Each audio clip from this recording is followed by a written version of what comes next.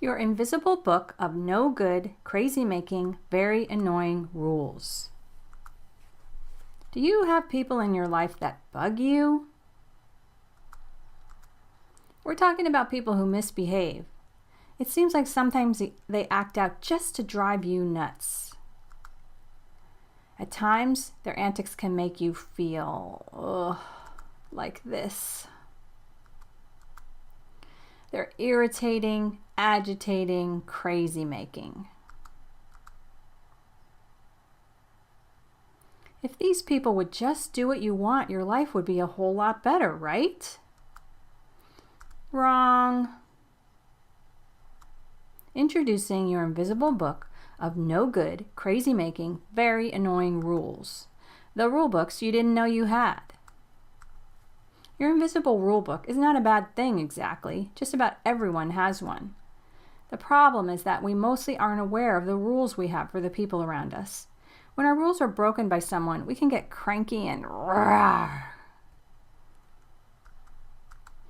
When we have this kind of raw response towards someone who breaks our rules, often a rule that the other person doesn't even know exists, it's kind of crazy. Do you agree? We hope so, but it's okay. You likely didn't know you had these sorts of rules. Perhaps because you just thought people were misbehaving all the time. So let's start by learning the rules you have in your invisible rule book. We're going to make a list. Let's start with the big ones. Examples of people you might have rule books for. Partner, spouse, mom and or dad, siblings, friends, boss, co-workers, students. Your invisible rule books are often for the people you care about or spend the most amount of time with. You might also have rule books for people you know casually or come across randomly, like the store clerk or the mail carrier. We'll share an example like this a little later. How do you know when you have a rule book? When another person does or says things that irk you, make you mad, or drive you crazy, you have a rule book. Even when you tell people your rules, and you know you do, they still manage to misbehave. It's like people break your rules just to bug you or something. Some invisible rule books are big and some small. You may have just one rule for someone in your life. Katie has a single rule for people next to her in line. It goes like this. Katie's invisible rule book for people in line next to her. Don't stand so close to me. Just one rule. Sounds a little bit crazy though, doesn't it? Now that Katie sees this rule, she thinks it's silly. Before she was aware of it, she was at the mercy of the rule. Her reaction was to seethe inside whenever someone stood too close. This is why understanding your rule books is useful. The truth is that we all have rules like this. It's helpful to know your rules for others. When you do, you can figure out how to be more peaceful in your life and with others. Doesn't that sound good? Now that Katie's aware of her rule, she chills herself out and takes care of herself by moving over a little bit instead of getting frustrated.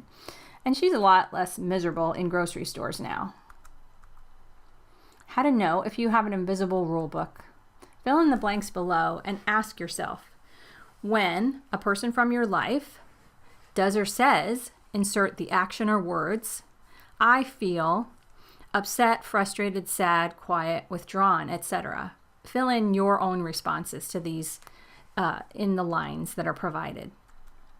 If your answers in the blanks cause you to feel negative feelings, then you have an invisible rule book. So let's do something about your rule book so you can stop being annoyed at people and start feeling better. Discover your invisible rule books. Fill in the worksheet on the next page. You likely have more than one. Start with people in your family, those you care about deeply, or people you spend a lot of time with. This is your rule book's worksheet. You're going to enter the names in the spaces. So the first line is your name, and the next line is a person in your life. The example is we did already Katie's rule book for people standing in line next to her. Try to list up to 5 rules for each person. Examples to help you get started. For a spouse or partner, maybe you think he should always know what gifts to buy for me. Or for a boss, you might think she should acknowledge you for the work you do. Or a student, you might think he or she should act appropriately in the classroom. Rules often contain a should, and they sometimes are general, like our last example. Acting appropriately in the classroom is very general.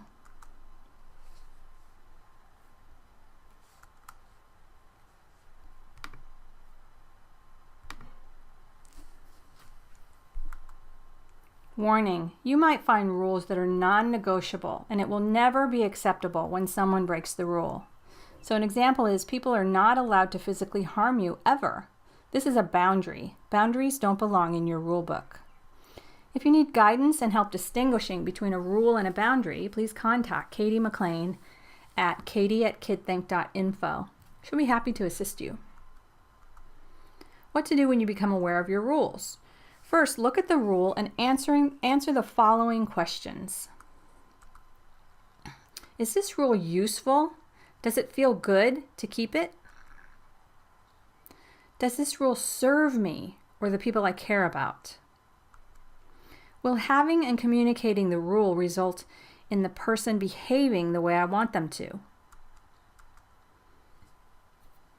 Did you answer no to any of the questions? If so, let the rule go. It may take some practice, so give yourself some time and be kind to you. This is not an opportunity to be mad at yourself for your rules.